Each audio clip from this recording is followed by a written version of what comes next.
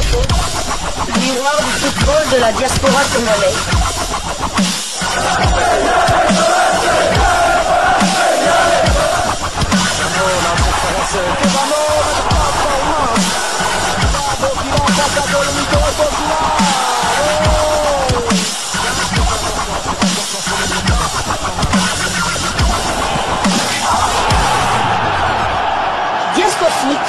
Le miroir du football de la diaspora congolaise. Vous êtes en train de suivre Diasco Foot, le miroir du football de la diaspora congolaise. Diasco Foot du 3 juillet 2025. Lentement mais sûrement nous acheminons, nous avançons vers le mois de septembre qui verra la RDC livrer 2 rencontres contre, d'une part, le Soudan du Sud. On va se déplacer du côté du Soudan du Sud et on va recevoir le Sénégal au stade de Martyrs de la Pentecôte pour justement tenter de déjà nous permettre d'y voir un peu plus clair dans ces éliminatoires de la Coupe du Monde 2026. Alors, nous sommes toujours dans le domaine du mercato, parce que pour le moment, les championnats sont à l'arrêt, à part la Coupe du Monde de clubs qui se déroule du côté des États-Unis. Nous sommes donc obligés de parler du mercato et il y a déjà du mouvement. Je ne suis pas seul pour en parler, je suis avec Gino Links, le partenaire habituel de Dodi Lobsen, qui est toujours souffrant, hein, et mais qui est en train pour le moment de se rétablir, hein, ne soyez pas inquiets, il reviendra très vite, hein, votre présentateur vedette préféré. Donc voilà, nous allons parler du mercato et le mercato nous conduit directement en Angleterre parce que c'est là-bas qu'il y a un mouvement qui vient de s'opérer. Hier déjà, on vous avait donné un peu l'aperçu, hein, le papa Francis Sadiki. On avait parlé avec un message un peu subliminal comme ça. Est-ce qu'il était déjà dans les secrets des dieux? Ça, on va le savoir peut-être un peu plus tard. Hein. Alors, nous allons parler de Noah Sadiki. Qu'est-ce qui se passe avec Noah Sadiki, Gino Links? Peut-être vous pouvez nous apporter un peu des éclaircissements. Oui, bonjour. Donc, c'est quasiment fait, vu qu'il a passé sa visite médicale hier, mercredi. Noah Sadiki va jouer en première ligue la saison prochaine. L'Union Saint-Gilloise ne conservera pas tous ses meilleurs joueurs cet été. Après le départ de Koki Makida vers Hoffenheim, c'est au tour de Noah Sadiki qui s'apprête à faire ses valises, selon le journaliste sportif belge Sacha Tavioleri. Le joueur est en très bonne voie pour rejoindre Sunderland. Un accord à hauteur de 17 millions d'euros a été conclu entre le club bruxellois et la formation anglaise. L'international congolais s'est vu offrir un contrat de 5 ans. Les tests médicaux se sont déroulés hier, donc si tout va bien, Noah Sadiki devrait normalement, en principe, signer son contrat aujourd'hui. Ce transfert va permettre aux joueurs formés à Anderlecht de passer un véritable cap dans sa carrière. Fraîchement promu, Sunderland évoluera en première ligue la saison prochaine. Voilà, donc c'est quasiment fait. En tout cas, on lui souhaite bonne chance. Noah Sadiki, donc il y aura un international congolais de plus en première ligue. On savait déjà que Yohan Wissa, en tout cas, Yohan Wissa, ça c'est pas encore sûr, vu que il est aussi sollicité par des équipes qui sont en dehors de l'Angleterre, telles que Galatasaray. Mais en tout cas, si Yohan Wissa reste en Angleterre, ça nous fera déjà 3 internationaux. On savait que Axel Twanzembe était descendu avec son club d'Ipswich Town, mais Axel Twanzembe va retrouver la première ligue. Il a déjà signé à Burnley qui a fait la montée du côté de la première ligue, tout comme Sunderland. Sunderland, ils ont du cash car ils ont vendu le petit frère de Jude Bellingham, Job Bellingham, du côté du Borussia Dortmund. Job Bellingham que nous allons voir contre justement le Real Madrid. Malheureusement, son frère a reçu une jaune. Il y aura pas le duo fratricide entre des Bellingham lors de les quarts de finale. Ah, c'est vraiment dommage dans cette Coupe du Monde, des clubs qui nous passionnent vraiment de plus en plus, hein, surtout cette équipe de l'Arabie Saoudite qui est en train de bouleverser un peu les calculs. Peut-être c'est des Occidentaux qui voyaient déjà une confrontation entre l'Amérique du Sud et l'Europe. Mais justement, cette formation de Sunderland, dont les couleurs n'est pas sans rappeler une autre formation, vous allez peut-être donner la réponse, une autre formation qui joue en Angleterre, qui porte presque le même maillot, rayures rouge-blanc et puis culotte noire. Il s'agit de Southampton. Il s'agit de Southampton. Stoke City aussi. Mais c'est vrai, Southampton est resté en première division. En tout cas, c'est vrai qu'il y a ces couleurs-là, c'est quand même répandu en première. J'ai parlé de la première ligue, j'ai quand même oublié Aaron Wan-Bissaka. Il a quand même fait le choix de la République démocratique du Congo. Donc les joueurs de Sébastien Desabre, il y aura quand même une colonie des joueurs congolais.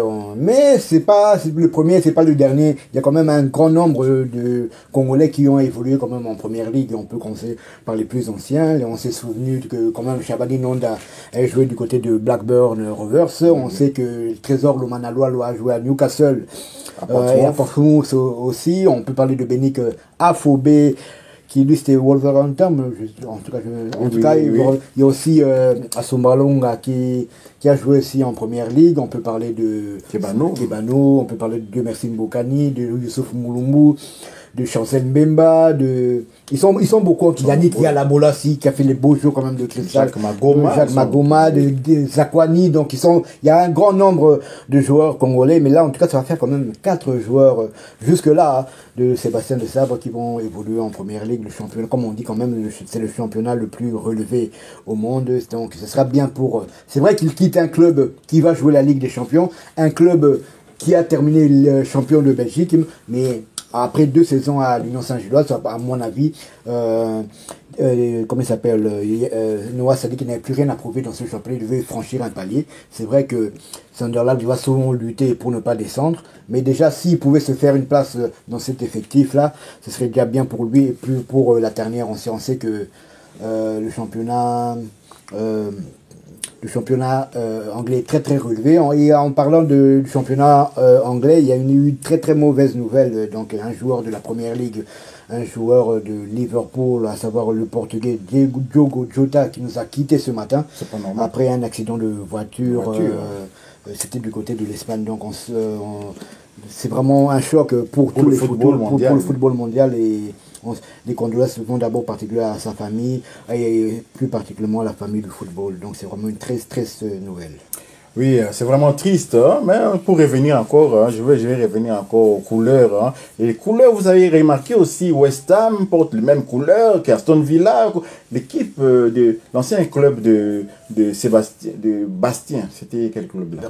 Burnley, les mêmes couleurs, d'ailleurs, qu'on va retrouver avec notre international Axel Twanzebe. Et donc, voilà un peu l'Angleterre, vraiment qui réussit bien aussi aux Belges, hein, parce que très souvent on parle du Diable Rouge de Belgique. On oublie une chose, la formation surtout anderlechtoise avait donné quand même, à l'Angleterre quand même des joyaux. Hein. On peut parler de Romelu Lukaku qui déjà avait commencé déjà en équipe première d'Anderlecht à l'âge de, je crois, 16 ou 17 ans comme ça.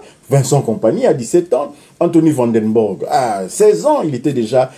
Jérémy Doku, ils sont nombreux, et les Tielemans et tout. Peut-être c'est ça qui fait que les joueurs belges qui viennent du championnat de Belgique sont vraiment très rapidement aptes parce qu'ils sont lancés dans les bains dans les équipes premières, hein, qui évoluent aussi sur la scène européenne, hein, des équipes comme Anderlecht, Bruges, Genk, et qui ont l'habitude de jouer en Coupe d'Europe. Et bien quand ces joueurs-là, au final, se retrouvent en Angleterre, ils réussissent. Hein, des De Bruyne, il y a beaucoup d'exemples. De Bruyne également, Yuri Tielemans, qui réussissent facilement en Angleterre. Et nous, nous avons un certain complexe de voir que tout ce qui vient d'Angleterre est meilleur que ce qui vient de Belgique ou quoi. Après, on s'étonne, hein, on a des comme ça, des internationaux, enfin des footballeurs, disons, écossais, des footballeurs qui jouent en Angleterre, en première ligue, et on a l'impression que parce qu'on les voit à Tottenham, ils sont meilleurs qu'un Congolais qui joue peut-être à Kinshasa. Mais non, le football c'est différent. Le football c'est quand tu arrives là-bas et il faut absolument réussir. Nous ne doutons pas que Noah Sadik, avec son volume de jeu, avec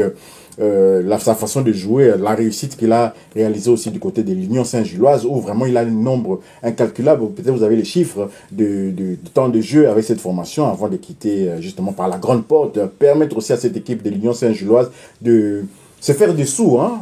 Le montant, c'est combien de 7 millions, donc c'est le deuxième plus gros transfert du club sortant, hein, de l'Union Saint-Gilloise, après le Nigérian Victor Boniface qui avait été transféré du côté de Bayer Leverkusen. En tout cas, ça va permettre à Noah Sadiki de franchir un grand palier.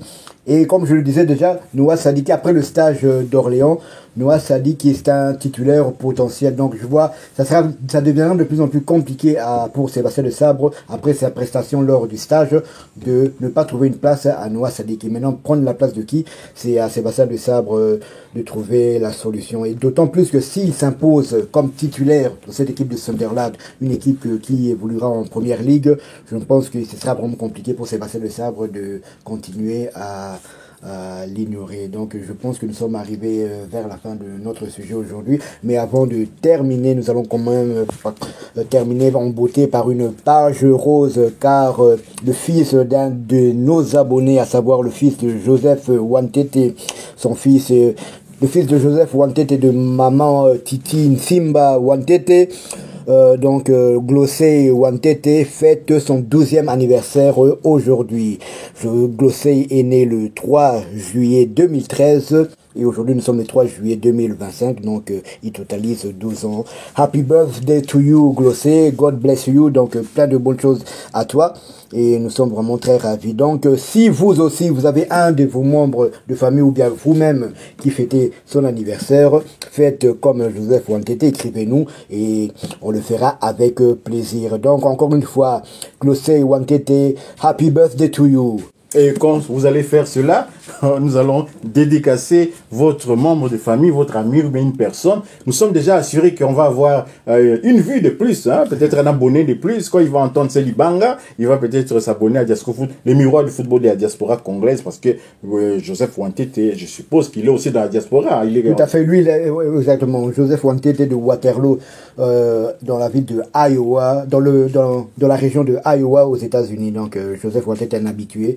Et on lui remercie chaleureusement pour tout ce qu'il fait pour notre chaîne Diasco Foot. Voilà, nous sommes arrivés à la fin. Si vous avez aimé cette livraison sportive du 3 juillet 2025, merci de liker, merci de vous abonner aussi, hein, d'activer la petite cloche des notifications qui apparaîtra juste après cet acte et qui vous permettra de ne pas manquer les prochaines livraisons que nous allons mettre en ligne.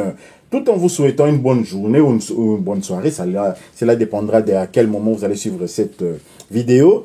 Diasco Foot, le miroir du football de la diaspora congolaise, vous dit au revoir.